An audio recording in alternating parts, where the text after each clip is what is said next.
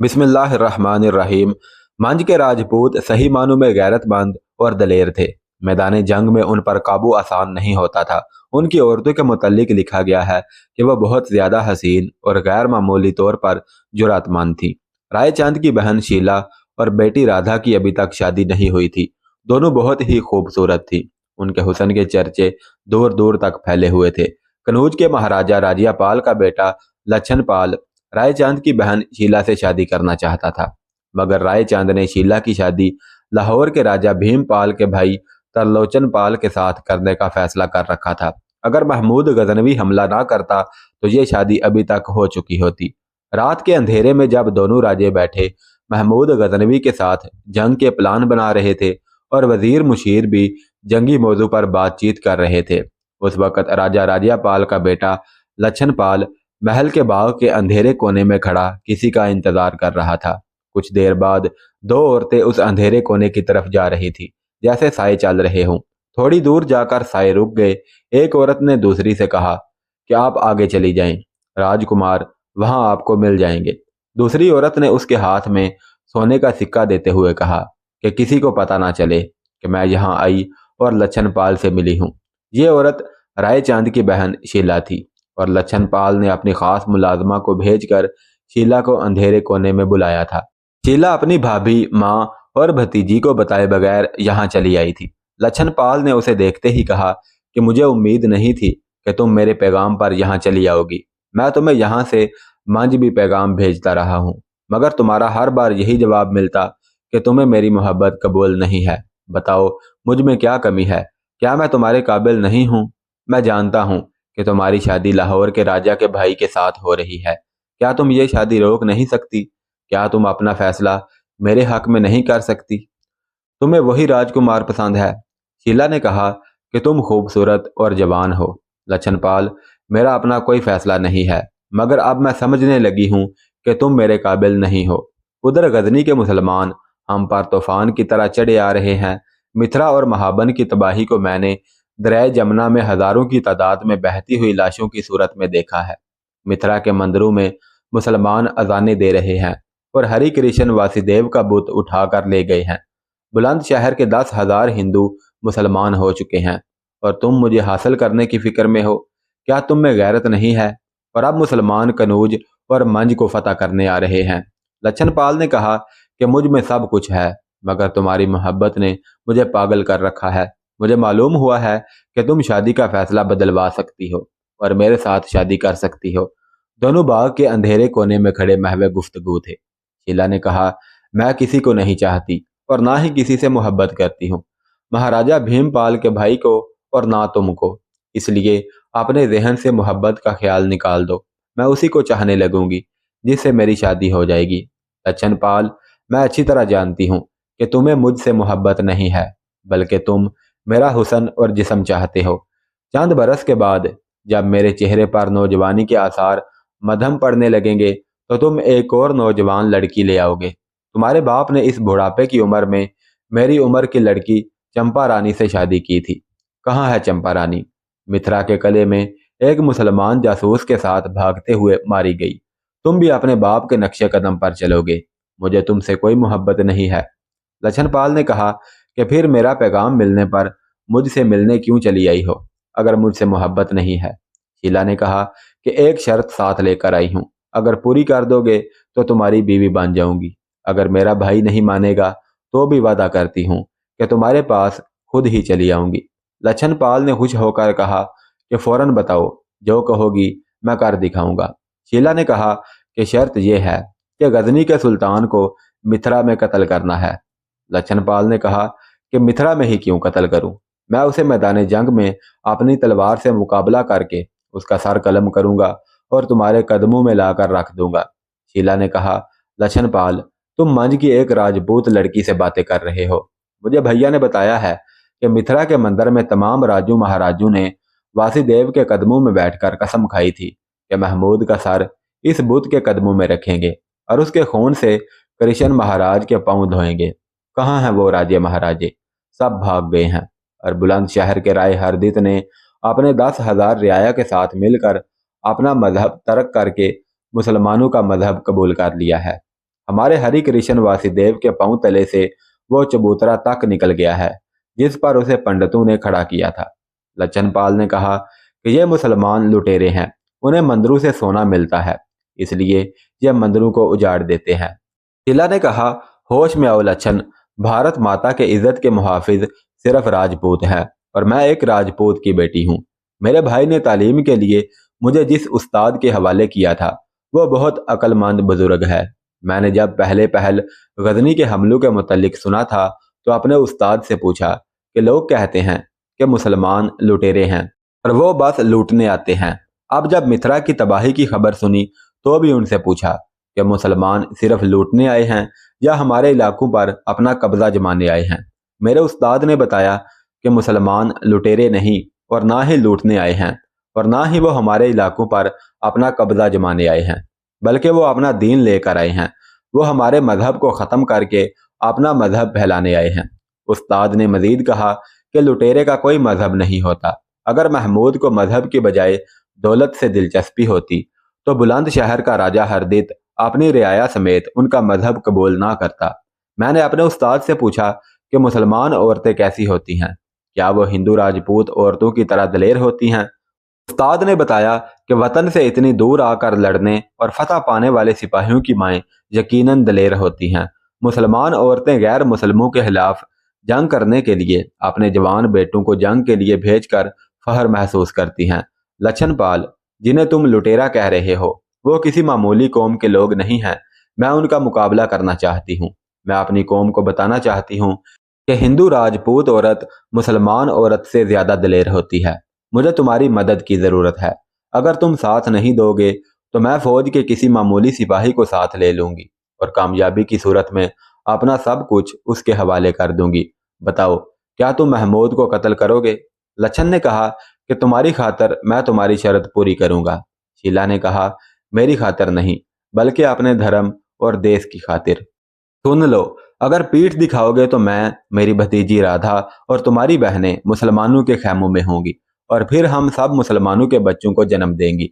लच्छन ने जोश में आकर कहा कि मैं महमूद को कत्ल जरूर करूंगा। शीला ने कहा कि मिथरा में ही तुम उसे कत्ल करोगे। अगर वो कत्ल हो गया तो उसकी फौज बेकार हो जाएगी। वो मिथरा से आगे ना आए। तुम एक ब्राह्मण हो और ब्राह्मणों को अपने मजहब का ज्यादा ख्याल होता है। मेरी रगों में राजपूत का खून है, इसलिए मैं तुम्हें साफ बता देती हूँ कि मेरे दिल में तुम्हारे लिए वो मोहब्बत नहीं है जो तुम्हारे दिल में मेरे लिए है। लेकिन मैं वादा करती हूँ कि महमूद को कत्ल कर दोगे तो सारी उम्र तुम्हारी गुलाम और लोंडी बनकर रहूंगी। लच्छन ने कहा कि अगर मैं मारा गया तो? शीला ने कहा कि तुम्हारी चिता पर खड़े होकर खुद को जिंदा जला लूंगी। लच्छन और शीला वहां से सीधे उस कमरे में चले गए जहां पर कनौज का राजा और मांझ का राय अपने वजीरों मशीरों के साथ बैठे इसी मौजू पर मुशावरत कर रहे थे। दरवाजे पर खड़े दरबानों ने उन दोनों को अंदर जाने से रोकने की कोशिश की, मगर वो दोनों जबरदस्ती अंदर घुस गए। हम महमूद गजनवी को हिंदुस्तान से निकालने का मंसूबा बना रहे थे, राज्यपाल ने उन दोनों की तरफ देखते हुए कहा, इसलिए वो दोनों कमरे से वापस चले जाएं। लच्छनपाल ने कहा कि हम दोनों भी इसी सिलसिले में आए हैं जिस पर आप सब सोच रहे हैं। बदतमीजी की माफी चाहता हूँ।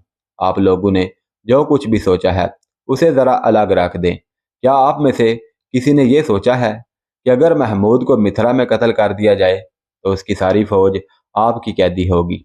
वहां पर मौजूद सब लोगों ने एक दूसरे की तरफ देखा। राज्यपाल के चेहरे पर मुस्कुराहट फैल गई। रायचंद ने कहा कि अभी हमने इसके मुतल्लिक नहीं सोचा। इस काम के लिए बहुत ही अक्लमंद और दलेर आदमियों की जरूरत है और ऐसे आदमियों की जरूरत है जो महमूद को अपना जाती दुश्मन समझते हों।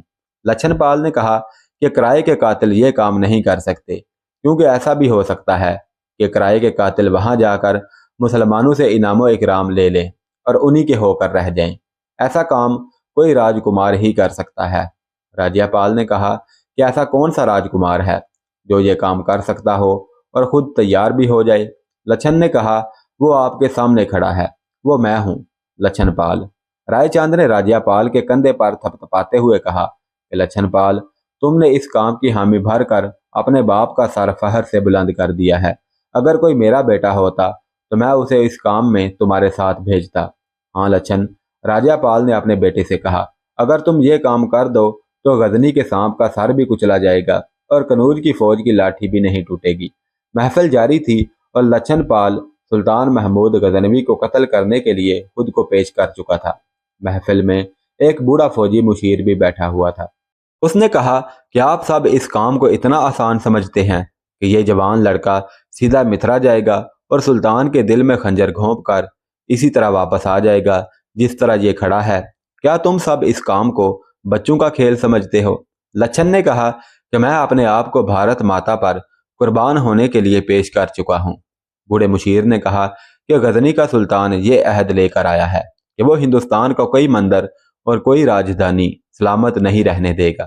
ہمیں یہ نہیں بھولنا چاہیے کہ سلطان محمود کے بازو بہت لمبے ہیں۔ ہماری کوئی حرکت، کوئی بات اس سے پوشیدہ نہیں ہے۔ آپ سب نے دیکھ لیا، جس محافظ کو ہم سب سے زیادہ قابل اعتماد سمجھتے رہے اور جن رازوں سے وہ واقف تھا، جن سے راجکمار بھی نہیں ہوتے، وہ غزنی کا جاسوس نکلا۔ لچھن نے کہا کہ ان سب باتوں کے باوجود بھی میں سلطان کو قتل کرنے جاؤں گا۔ مجھے ایسے کام کا کوئی تجربہ نہیں ہے، بس مجھے یہ بتا دیں کہ ایسے کام کس طرح کیے جاتے ہیں۔ لچھن کے باپ راجہ پال نے بوڑھے مشیر اور اپنے وزیر سے کہا کہ وہ لچھن کو اس کام کے لیے تربیت دیں، اور ساتھ ہی راجہ پال نے کہا کہ میں اپنے بیٹے کو اپنے دھرم اور اپنی دھرتی پر قربان کرتا ہوں۔ دوسرے دن دونوں بوڑھے لچھن پال کی تربیت اور اسے سمجھا رہے تھے کہ سب سے پہلے اپنے ذہن سے یہ بات نکال دو کہ تمہارا مقابلہ ڈاکوؤں یا لٹیروں سے ہے۔ محمود غزنوی صحیح معنوں میں ایک جنگجو ہے اور اس کے سامنے جنگ کا ایک مقصد ہے۔ سلطان اپنے ساتھ اپنا مذہب لایا ہے، اسے میدان جنگ میں شکست دینا آسان نہیں ہے۔ اس کی عقل تک ہمارے راجے مہاراجے نہیں پہنچ سکتے ہیں، اور اس تک اس طرح بھی نہیں پہنچا جا سکتا کہ تم اس سے جا ملو اور اسے قتل کر دو۔ صرف ایک بات یاد رکھو، مذہب کا کوئی کتنا ہی پابند کیوں نہ ہو، وہ ہوتا انسان ہی ہے، اور انسان کی سب سے بڑی کمزوری حسین عورت ہے، اور عورت کی سب سے بڑی کمزوری مرد ہے۔ تم ایک نئے بحروپ میں متھرا جاؤ گے۔ تمہارا بحروپ یہ ہوگا کہ تم ظاہر کرو گے کہ تم کنوج کے جنگلوں میں بسنے والے قبیلوں میں سے کسی ایک قبیلے کے سردار ہو۔ قبیلہ جنگجو ہے اور اس کی تعداد 15,000 ہے۔ تم کہو گے کہ راجہ کنوج نے اس قبیلے کو مسلمانوں کے خلاف لڑنے کے لیے تیار کر لیا ہے، مگر تم جو کہ اس قبیلے کے سردار ہو، مسلمانوں کے خلاف لڑنا نہیں چاہتے ہو۔ اس کے برعکس راجہ ہردت کی طرح تم بھی اپنے قبیلے سمیت اسلام قبول کرنا چاہتے ہو۔ یاد رکھو راجکمار، تمہیں سلطان محمود تک کوئی نہیں جانے دے گا۔ تم کہو گے کہ ایک دو راز کی باتیں ہیں جو تم صرف سلطان کو ہی بتانا چاہتے ہو۔ اس کے باوجود بھی اگر تم کو سلطان سے نہ ملنے دیا جائے تو کہنا کہ سلطان کو ایک خفیہ طریقے سے قتل کر دیا جائے گا۔ مجھے امید ہے کہ وہ سلطان سے تمہاری ملاقات کروا دیں گے۔ لچھن پال نے کہا کہ آپ نے حسین عورت کا ذکر کیا تھا، اس کا کیا مطلب ہے؟ تمہارے ساتھ کم از کم 2 یا 3 انتہائی خوبصورت اور حسین دلکش نقش والی عورتیں ہونی چاہیے، استاد نے کہا، اور انہیں تم اپنی بیویاں ظاہر کرو گے۔ اگر یہ عورتیں عقل مند ہوں تو وہ سلطان کے سالاروں کو ایک دوسرے کا دشمن بنا سکتی ہیں۔ مجھے یہ بھی توقع ہے کہ سلطان بھی ان عورتوں پر فریفتہ ہو جائے گا۔ اگر سلطان ان عورتوں کو اپنے پاس رکھنے کا کہے تو مان جانا، اور ان عورتوں کے پاس زہر ہونا چاہیے جو یہ سلطان کو شربت یا شراب میں پلا سکتی ہیں۔ ہم تمہیں ایسی 2 نوجوان لڑکیاں دے دیں گے اور تمہیں بھی جنگلی سرداروں جیسا لباس پہنائیں گے۔ فوجی مشیر اور وزیر نے جو جاسوسی کا تجربہ رکھتے تھے، انہوں نے لچھن کو عملی تربیت دینا شروع کر دی کہ وہ محمود غزنوی کو کس طرح قتل کرے گا اور وہاں سے خود کیسے نکلے گا۔ رات کو جب لچھن شیلا سے ملا اور اسے اپنے استادوں کی تربیت اور تجویز بتائی تو شیلا نے رادھا کو بھی بلا لیا اور کہا کہ ایک عورت تو میں ہوں گی اور دوسری میری بھتیجی رادھا ہوگی۔ رادھا کو شیلا نے بتایا کہ لچھن کس کام کے لیے جا رہا ہے، تو رادھا نے بھی ساتھ جانے کی رضامندی ظاہر کر دی۔ تینوں ایک متفقہ فیصلہ کرنے کے بعد شیلا کے بھائی رائے چاند کے پاس چلے گئے اور اسے اپنا فیصلہ سنایا۔ رائے چاند کچھ ہچکچایا۔ رادھا نے اپنے باپ رائے چاند سے کہا کہ یہاں جوان کنواری لڑکیوں کو بغیر کسی مقصد کے مندروں میں دیوتاؤں پر قربان کر دیا جاتا ہے، اور یہ قربانی بے مقصد ہوتی ہے۔ اس قربانی سے کچھ بھی حاصل نہیں ہوتا، بلکہ ایک بے گناہ کنواری کے خون کا بوجھ پنڈت اور مہاراج کی گردنوں پر آ جاتا ہے۔ بلکہ آپ خود کہتے ہیں کہ انسانی قربانی سے کچھ حاصل نہیں ہوتا۔ हम दोनों जो कुर्बानी देने जा रही हैं, इससे आपको बहुत कुछ हासिल होगा। अगर लच्छन के साथ कोई और दो औरतें गईं तो वो उसे धोखा दे सकती हैं। शीला और राधा के हुस्न और उनके जिस्मों की दिलकशी सारे इलाके में मशहूर थी और उनकी बहादुरी पर भी किसी को शक ना था। उनमें अकल भी थी और ये महमूद गजनवी को अपना दुश्मन भी समझती थी। दोनों ने रायचंद और लच्छन को मजबूर कर दिया कि वो इस मिशन पर लच्छन के साथ ही जाएं। उन सब के लिए ऐसा जंगली लिबास तैयार किया गया जिसका कोई वजूद नहीं था और उनके साथ दो दलेर फौजी बतौर नौकर भेजने के लिए तैयार किए गए। शीला और राधा को ऐसा लिबास पहनाया गया जिसमें उनकी टांगे घुटनों के ऊपर तक और कंधे, सीने, बाजू और पीठ का कुछ हिस्सा नंगा था। उनके बाल खोल दिए गए। उस लिबास में उन दोनों के हुस्न और दिलकशी इतनी ज्यादा निखर आई कि देखने वाले नजर ना हटा सकते थे। लच्छन पाल भी जंगली लिबास में नीम उरियां था। उसका गोरा जिस्म तनोमंद बहुत खूबसूरत लग रहा था। उन्हें महमूद गजनवी को देने के लिए जो तोहफे दिए गए उनमें दो इंसानी खोपड़ियां, दो चीते की खालें, उसके अलावा दो जिंदा हिरन और सोने का एक छोटा सा बुत जिसका सर इंसानी और धड़ घोड़े का था। उसके मुतल्लिक उन्हें सुल्तान को बताना था कि हम इसकी पूजा करते हैं और अब मुसलमान होना चाहते हैं। रात को यह काफिला घोड़ों पर सवार होकर कनौज से निकला। उन्हें महाबन के जंगल के करीब जाकर दरिया जमुना अबूर करना था जो कनौज से तकरीबन 125 मील दूर था। उनके खाने पीने और आराम करने का सामान दो खच्चरों पर लदा हुआ था। उन्हें महाबन के जंगल में से गुजरकर मिथरा पहुंचना था। सुल्तान महमूद गजनवी अभी मिथरा में ही था। उसे ये जगह बहुत अच्छी लगी थी। मिथरा मंदिरों का शहर था और मंदिर ढाए जा रहे थे। बड़े मंदिर के सहन में जो हिंदुओं के कृष्ण राज की जाए पैदाइश था, फौजी नमाज बाजमात पढ़ते थे। वहां के हिंदू इतने भी गए गुजरे नहीं थे कि अपने मंदिरों, मजहब और देवताओं की तौहीन बर्दाश्त कर लेते।